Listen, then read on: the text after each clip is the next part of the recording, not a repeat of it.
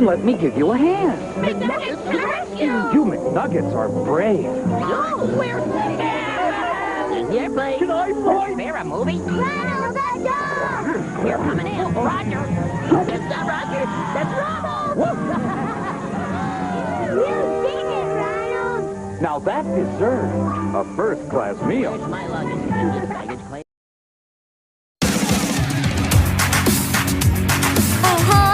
Work it! Step it up, cause it's time to party! Wouldn't trade it for the world.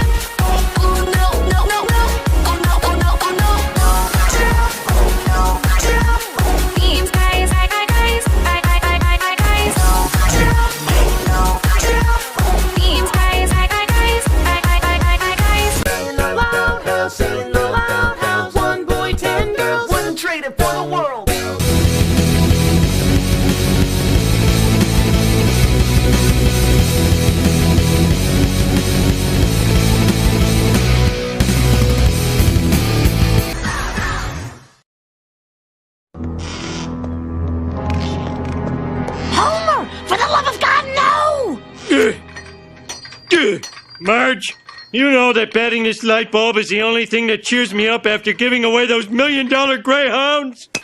Go! Ah! Hello, everybody. I'm the Loud House Critic, one guy with 1,000 views, and all the episodes I must review. We're finally here. We're actually finally here. From the very beginning in 2018 of December, I started with Left in the Dark. I made it through my 100th episode with A Dark and Story Night. 2 years ago, back in 2022, I made it with my 200th episode with Project Loud House. And now for today, as I still stand here and review Loud House episodes without even bailing, I made it to my 300 episode review. Out of all so many of the great episodes I would have reviewed for my 300 episode, I would have just loved to have Child's Play or Candy Crush be 300. But instead, I have to review this episode. It's not that bad, but it is a Clink and McCloud episode. In fact, it's pretty much a better kind, like what you see with Interns for Worse, Baby Steps, hell, even Game Boys. And I proudly present to all of you out there for the 300 episode review is One in a Million. From season 7 being the 29th episode, and likely above all, the 324th episode. When I first heard this episode and what the plot was, I thought there was going to be a lot of annoyance in this episode due to the fact of how many Clink and McCloud episodes have already did this kind of repetitive story. But somewhat, I kind of softened up to like this episode. Not 100% completely like I did with Project Loud House and A Dark and Story Night. Heck, this is even the first episode where Lincoln has a new voice actor named Sawyer Cole. And I will admit, he is a lot better than Tex Hammond. Maybe even more better than Asher Bishop. Because I find him and Colin Dean on the same scale of Lincoln's best voice actor. But I'll do a voice comparison when that editorial comes in time. Right now, let me just get down with my 300 episode review.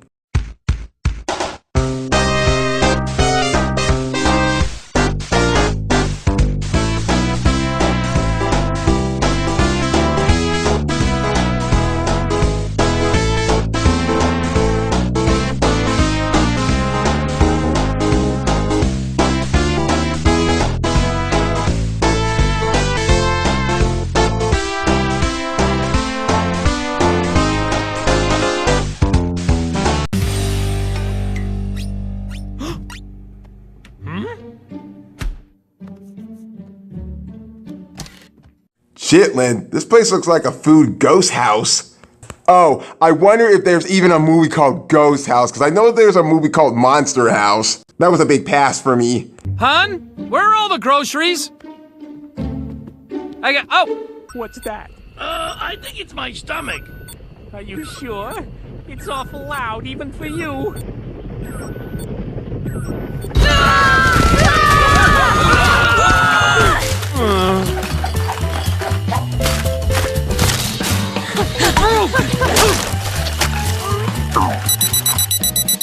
And time. What the fuck are you two motherfuckers up to now? You're probably wondering what Clyde and I are doing. Yes, that's what I want to know. You sick bitch! Well, it's a fun story. A few years ago, to draw in more business to the food and fuel, Flip started a contest to reward his 1 millionth customer. I'm really not gonna lie, I actually kind of like this new voice actor who's doing Lincoln right now. Cause this kid sounds like he actually likes this character compared to Colin Dean. Our house is a bit of a, how do I put this nicely, disaster. Flip started a contest to reward his 1 millionth customer. Yeah, I could pretty much vote for these two for being the best Lincoln voice actor. Although, I'll give Ben Griffey a bit of a pass. At least he didn't sound too auto-tuned when he was singing in Save Royal Woods. Royal Woods is much more than you see. Though it's averagely marginal, we think it's remarkable. But I'll talk about these guys another time. Nacho! Drop the flyers!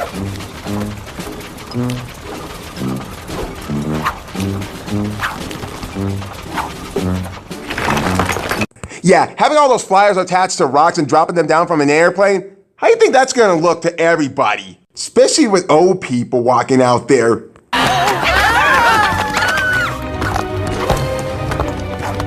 The end is finally here. Oh, Flip would have been slaughtering this whole town like the Royal Woods Massacre. Someone getting hit on the head with rocks. Yeah, why not make that a fucked up cheesy movie? Compared to Attack of Killer Tomatoes and Rubber. Flip's 1 millionth customer contest. Should we tell Flip he spelled customer wrong?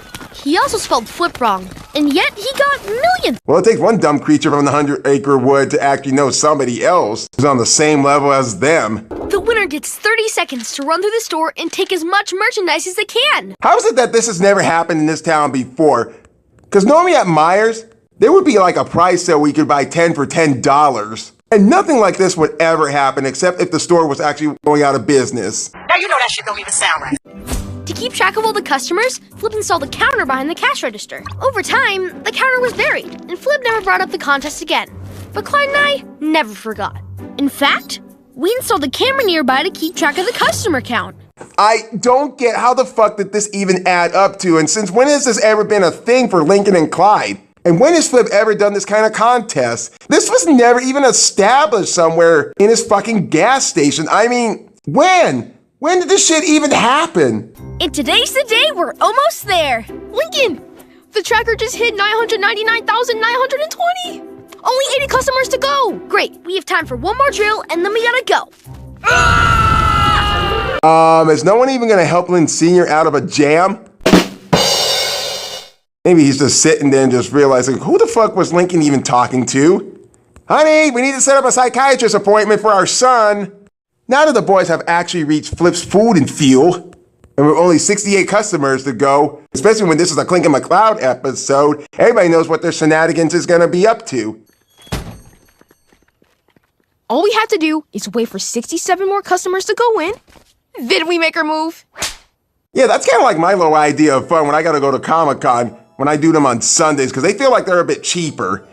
Oh, and by the way, if any of you guys are living in Michigan or anywhere nearby Michigan, I will be at Motor City Comic-Con this weekend on Sunday, meeting Greg Griffin, Tom Kenny, Ernie Hudson, Amy Jo Johnson, Zachary Levi, Ron Perlman, and I will be getting some more voice recordings from these famous people, especially with Greg Griffin for one Low Aloud episode I gotta have her voice in.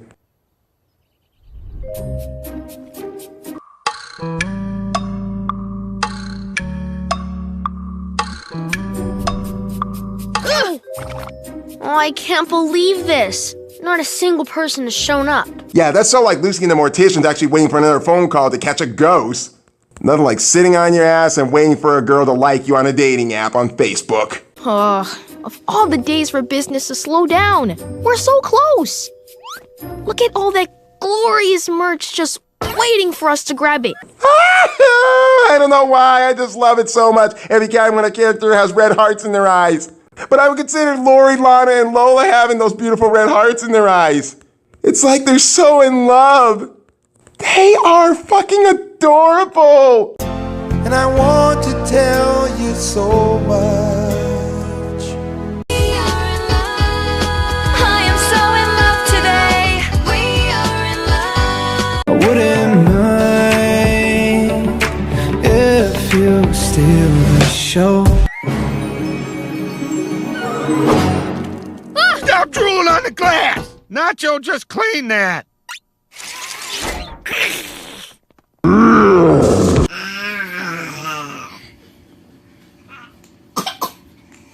How to turn you into a hat. Maybe make you a nice, soft, furry hat. If this is gonna be the case of Lily going against that little raccoon, I could actually see The Incredibles 2 all over in this universe.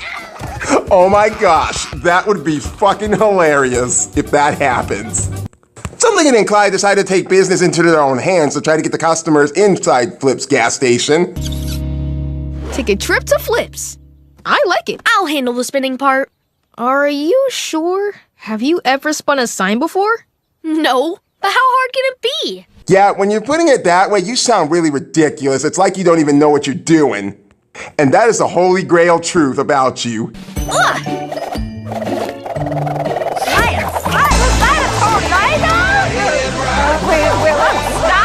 Well, at least them spinning around like that all the time. At least you didn't make them strip themselves. Oh God, no. Don't worry, buddy. I got this. Take a trip to Flip's. Wow, look at that!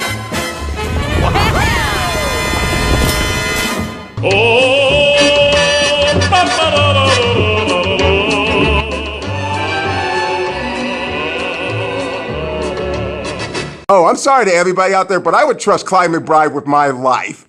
He's a bit of a dweeb, but I trust the kid. How are you so good at this?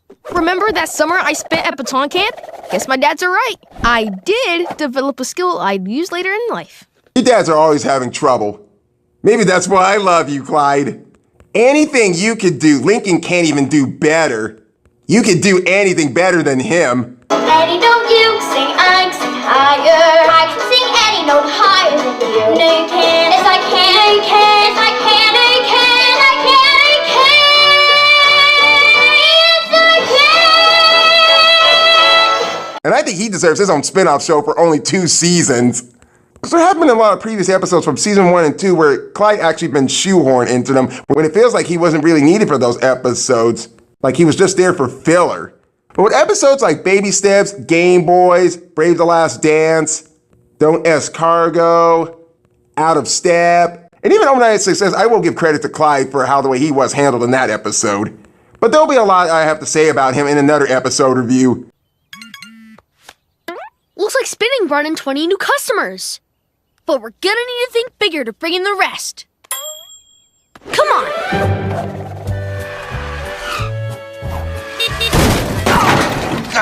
Damn it! Nice driving! Clyde McBride, damn it!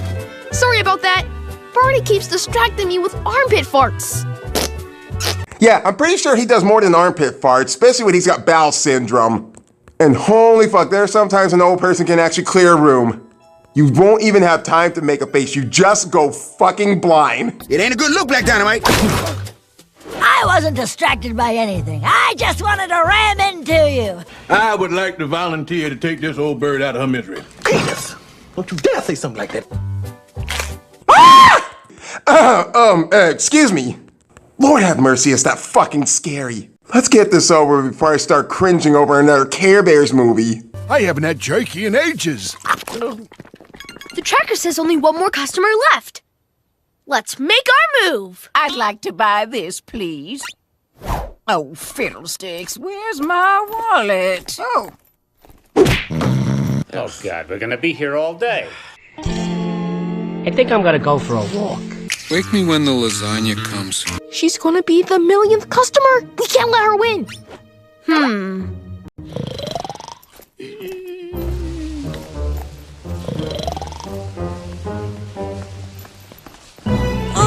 Oh, please, the old moving someone on the rug trick doesn't even fucking work. That's like trying to slip somebody's ring off their finger with your mouth. This is my best kind of carpet or rug trick. Abracadabra! Well, fucker. So they finally got the old bat out of the way, and with these two being the ones who got to be the millionth customer, as if I would consider that one cheating, Lincoln and Clyde are going to make themselves look like winners, but there is one problem that they got to avoid in this episode. We did it! We're only one away! You! You're only one away from what? What are you chumps up to?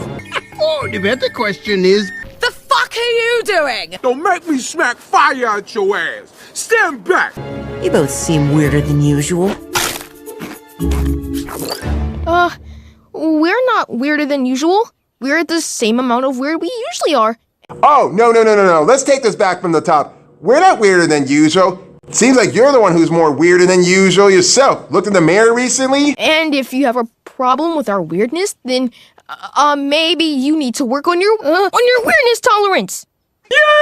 Fucking well done! By the way, if you think I'm so much of a weirdo in your image, I much likely see you as an insecure, overbearing, psychopathic, dictatorial, egomaniacal, little menacing, snake-licking, dirt-licking, heartless mama's boy, not so hung like a motherfucking little shit-faced asshole.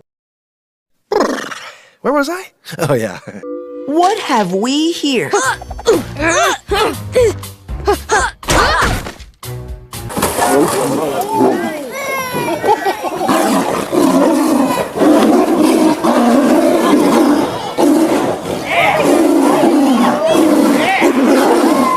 One millionth customer, huh? So that's what you're one away from. Too bad I'm gonna beat you to it. Oh, hell no! It only takes one bullet. What? Remember after baton camp, my dad sent me to boomerang camp? Who knew that would come in handy one day too? Better swim by little Bobby, eh, mate? McBride, you are the best. If I do say so myself, Clyde McBride is really full of surprises. There's gotta be so much more we want to know about him, especially about his backstory, his real birth story before his dad's adopted him. Let's do this.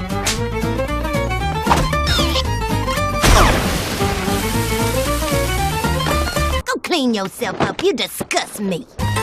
Whoa! Did that hurt? Oh, I'm sorry.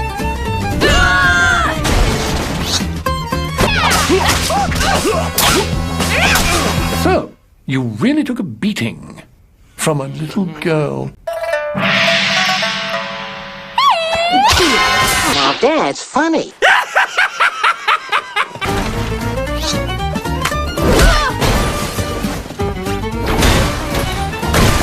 Now wait a minute, how the fuck is this kid still alive? He should have been dead by now, he got crushed. As the people out there love to dress as the killer as Ghostface and feel like they got the invincibility power of not dying. And that would not surprise me if Chandler becomes the next Ghostface. No, you don't! Later, losers! Gush, take a Lucifer and... I'm gonna rip your head off! Out of the way!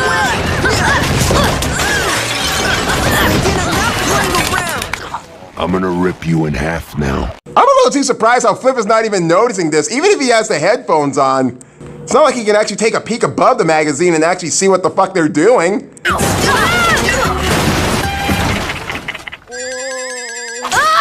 I won't freeze! Hey, Flip! Hey, Flip! You know, if anybody wanted to see that movie called The Babysitter that actually appeared on Netflix, I think she'd probably be the answer to get rid of Chandler. Then again, she turned out to be a good guy in the sequel. I don't know why the fuck so many girls actually see so much in this guy. Then again, I'm not too sure about the middle schoolers after the way they saw him behave in Broadcast Blues. At first they was like, what about this Chandler McCain? They say he's a handsome guy. Yeah, they also say he's the whole package, if you know what I mean. He's handsome, all right, and rude and conceited and... I'm buying this!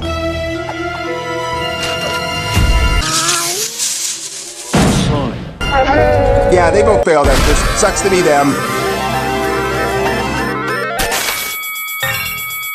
Well, look at that. You're my 1 millionth customer. Fuck me! Fuck! I can't believe he lost. And that Flip never learned how to spell his name right.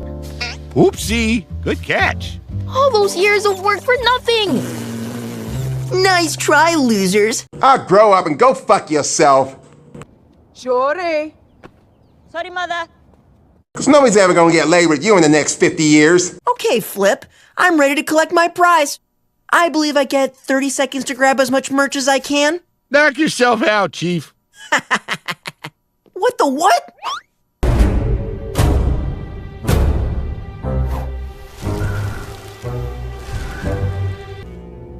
So where is it? Where's my food? You gotta get up pretty early in the morning to fool old Flip. The hell are you talking about, old man? Nacho here overheard you dunderheads talking in the parking lot and clued me in. Okay, that sounded a little bit off how you said you gotta get up pretty much early in the morning to fool Flip, when clearly this is exactly the same day. And yet there were a bunch of customers coming into your store and buying a bunch of shit they got from you. Then again, I feel like I'm just jumping the gun on this one. So while you were busy tearing each other apart, I had to move all the merchandise out. Call it a restocking day. You're a bad man. Oh, so that's what you did. Wonder how'd you did it all that quick? Oh, there is one thing left. Flippios? That's it? This is it? Be careful eating them. They're older than you are. They're pretty much older than you are? Yeah, survey says.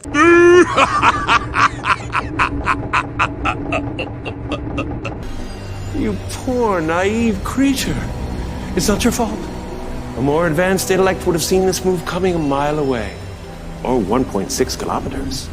This is so unfair. I'm the one who cheats people. You stink, Flip, and that's coming from someone whose dad works in the sewer.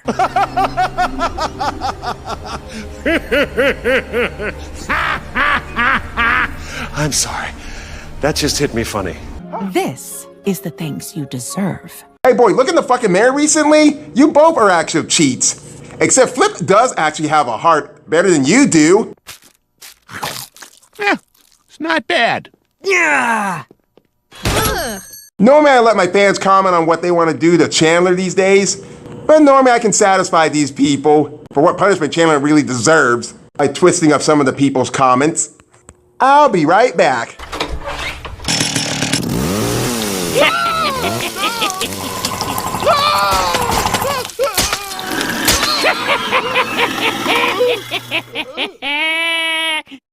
Well, we may not have won, but we did get to see Chandler lose. Ha ha ha ha ha ha. Small comfort in a cruel world.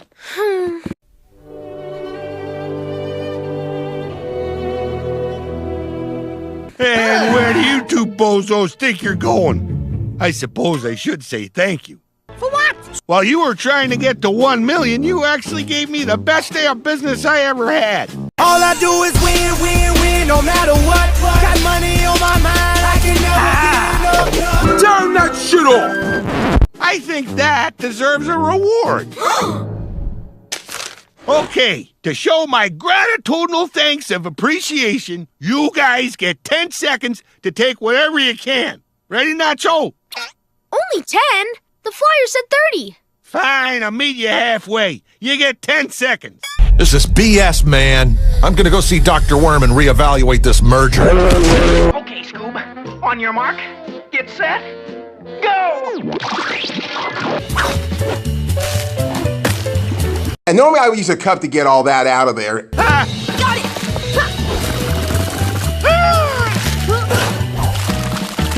Up there is a veritable smorgasbord, after the crowds have ceased. I didn't know they'd be such pros! Pretty good cleanup job if I do say so myself.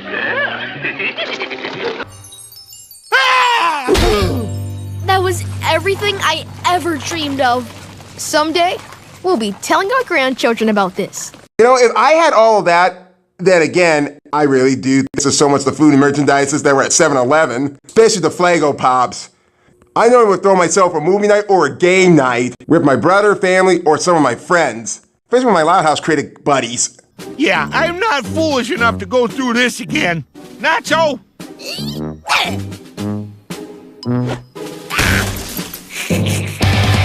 Survey says... And Nifty? Yeah. You don't even want to know what her deal is. And that was my 300 episode review.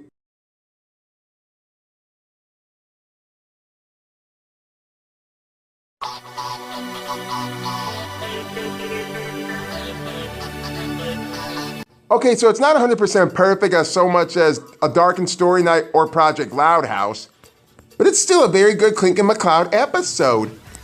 I don't have too much to say about this because everybody knows how I feel about Clinkin' McCloud episodes, but honestly, there are a few Clinkin' McCloud episodes I can actually really enjoy more than Lincoln and Freckle Gang episodes.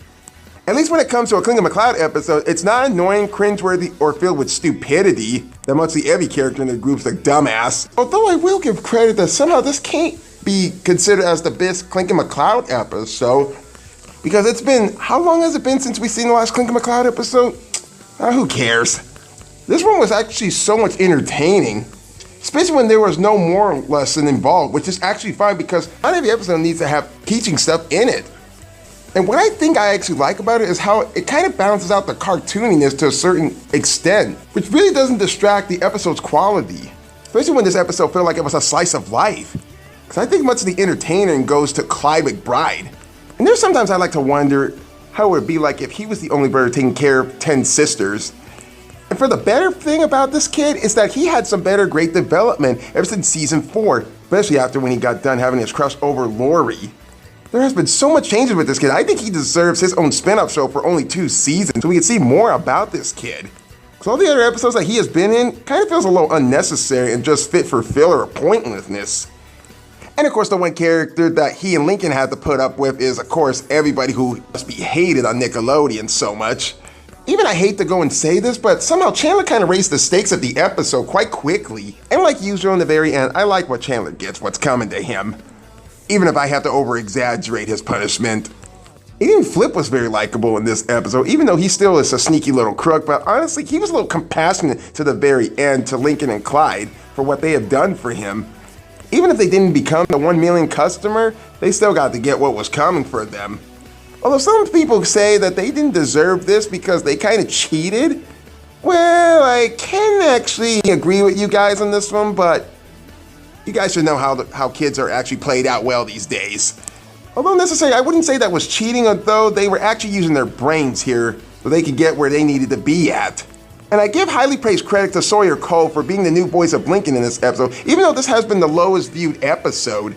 But I still enjoy every bit with this episode, especially when it comes to Clyde being the most entertaining character in this episode. Lose Chandler, and maybe this would have been a perfect episode.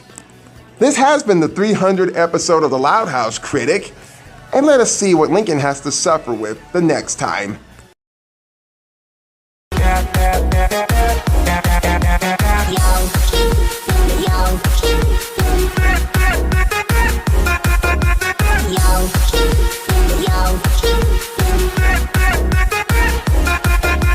But lucky for you, I'm an extremely understanding and generous person. You can work off your debt to me.